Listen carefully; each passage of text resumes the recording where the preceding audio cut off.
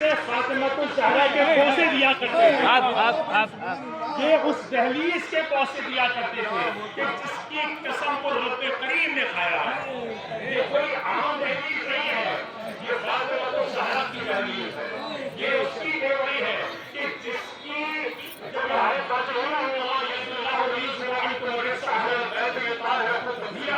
اور 6 مہینے تک محمد رسول اللہ اس ڈیوری کے سامنے آ کر کہتے رہے السلام علیکم یا اہل بیت النبوہ، میری اہل بیت تم پر سلام ہو۔ اور یہ وہ گھر ہے، یہ وہ ڈیوری ہے، یہ وہ دہلیز ہے کہ سورہ نور کو پڑھے، سورہ نور کے 34 کی آیت میں اللہ تعالیٰ کے گھر کے بارے میں ذکر کروایا۔ صحابہ نے پوچھا یا رسول اللہ وہ کون سے گھر ہے جس میں اللہ کا ذکر ہوتا ہے اور بلند ہوتا ہے؟ حضور نبی کریم صلی اللہ علیہ وآلہ وسلم فرماتے ہیں وہ انبیاء مرسلین کا گھر ہے۔ ایک شخص کہنے لگا یا رسول اللہ کیا یہ گھر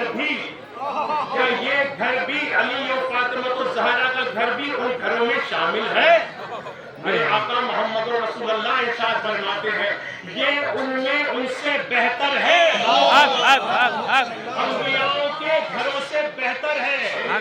بھئی نہ اس میں انبیاء رہتے ہیں، نہ کوئی نبی رہتا ہے، نہ کوئی رسول رہتا ہے، اس میں رہتا ہے تو رہتا کون ہے؟ اس میں وجہ اللہ رہتا ہے، اللہ رہتی ہے، اس میں نفس رسول اللہ رہتے ہیں، اس میں قدرت رسول اللہ رہتی ہے۔ یہاں حجاب اللہ سے مراد یہ نہیں کہ جس میں اللہ ڈھانپ کیا تو حجاب ہم سمجھتے ہیں، حجاب اللہ سے مراد وہ حجاب نہیں، حجاب اللہ سے مراد یہ ہے جیسے جب سورج طلوع ہوتا ہے، جب سورج طلوع ہوتا ہے تو سورج طلوع ہونے سے پہلے اس کی شعاعیں ظاہر ہوتی ہیں، وہ شعاعیں یہ بتاتی ہیں کہ سورج طلوع ہونے والا ہے، یعنی سورج کی شعاعوں کو کہتے ہیں حجاب الشمس۔ فاطمہ کا لقب ہے حجاب اللہ، یعنی جس کے ظاہر ہونے سے اللہ کا ذات ہونا۔ اللہ نے یہی تو ارشاد فرمایا نا حدیث قدسی میں لولا اللہ خلقت افلاک، اگر ان کی معرفت نہ ہو تو اللہ کی معرفت نہیں ہوتی، لیکن میرے آقا محمد رسول اللہ خود ارشاد فرما رہے ہیں جس نے میری بیٹی زہرا کو راضی کیا اس نے اللہ کو راضی کیا، جس نے اسے ناراض کیا اس نے اللہ کو ناراض کیا۔ بات کیا ہے، مسئلہ کیا ہے؟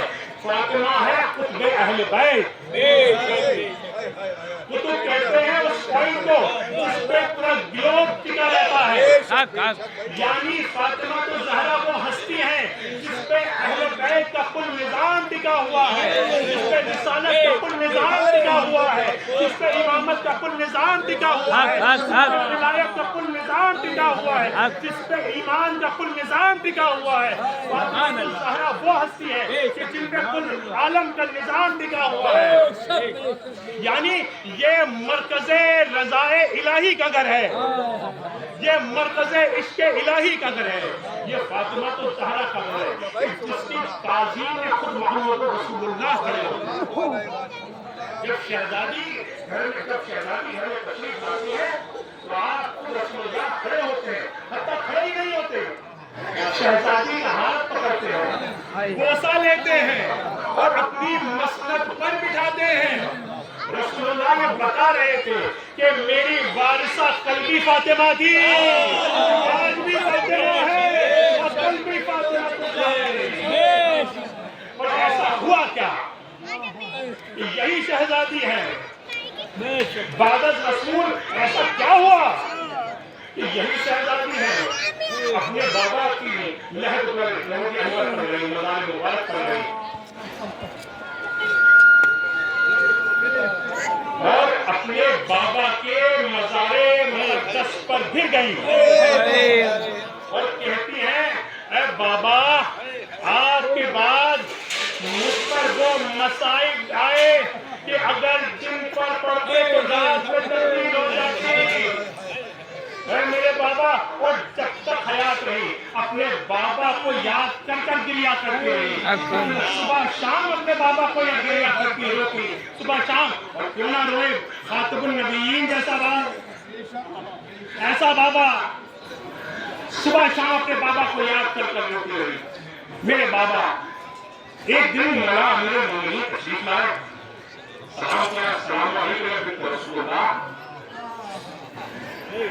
कहते हैं ऐ रसूलुल्लाह की बेटी, मदीने वालों ने आपको सलाम भेजा है, और मदीने वाले कहते हैं कि हमें फातिमा के रोने से बड़ी हसीयत होती है। ये वही मदीना है जहाँ की ये शहजादी है, जिसका कलमा पढ़ पढ़ के लोग मुसलमान हुए हैं, जिसकी माँ का नमक खार है पूरा मदीना पूरा है। आज उसी को अपने बाबा की याद में रोने में बड़ी मुसीबत होती है। मौला अमीरुल मोमिनीन ने एक मस्जिद नबवी से दूर एक मकबरा बनाया, जिसको बैतुल हुस्न कहा जाता है, जहाँ पर जाकर सैयदा अपने बाबा को गिरिया किया करते हैं। सुबह शाम अपने बाबा को गिरिया करते हैं। दिन गुजरे, महीने गुजरे, एक दोस्त सैयदा कायनात बैतुल हुस्न से अपने घर पे गए, मौला अमीरुल मोमिनीन बैठे हुए हैं। देखा दुआया करवाते हैं सैयदा, जब से आपके बाबा आपको छोड़ के गए हैं, ये पहली मर्तबा है कि आपके चेहरे पर मैंने मुस्कुराहट नहीं है। कहती है या अबू हसन, आज बाबा मेरे ख्वाब में आएंगे और मेरे सर पर हाथ रखकर फरमा रहे थे, ऐ फातिमा तुम्हारे मसाइब अब खत्म हो चुके हैं, अब तुम मुझसे आकर मिलोगी। मौला अमीरुल मोमिनीन जनाब सैयदा के पास बैठते हैं। सैयदा कहती है ऐ अबू हसन, मेरी बच्चियों को अपनी कमीज के साथ बिठा दीजिए। मौला हसनैन करीमैन मौला हसन हुसैन को कहते हैं अपने नाना के रोजे पर बिठा दीजिए। अब गुफ्तगू चालू करती है, वसीयत करती है, ऐ अबू हसन मेरे जनाजे को रात की तारीकी में उठाना और किसी गैर महरम को मेरे जनाजे में मत आने देना। ये कहने के बाद जैसे ये बात होती है, शहजादी वसीयत करती है, तो दरवाजे को बचता है, खटखटाता है। देखते हैं कि मौला हुसैन मौला कायनात जाकर जैसे दरवाजे को खोलते हैं तो हसन मुस्तफा मौला हुसैन तशरीफ लाते हैं, रोते हुए तशरीफ लाते हैं। मौला कायनात पूछते हैं बेटा क्या बात है? कहते हैं कि जैसे ही हम नाना रसूलुल्लाह के मज़ार अक़दस पर पहुंचे, हमें एक आवाज सुनाई दी कि जिसमें ये कहा जा रहा था कि फातिमा के यतीम आ गए।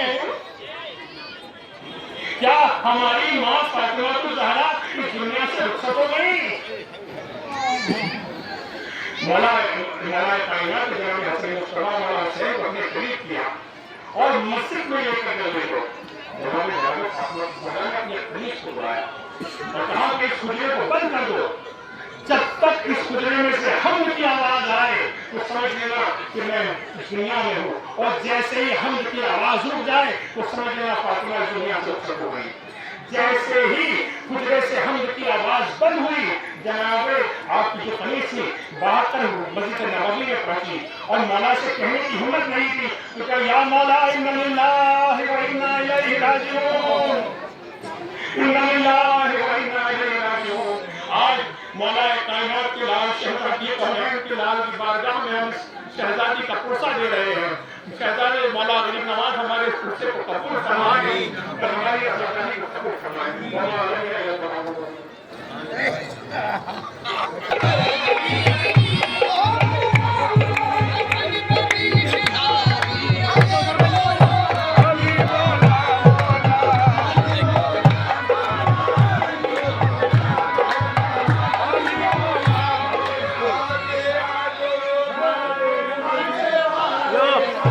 Yeah.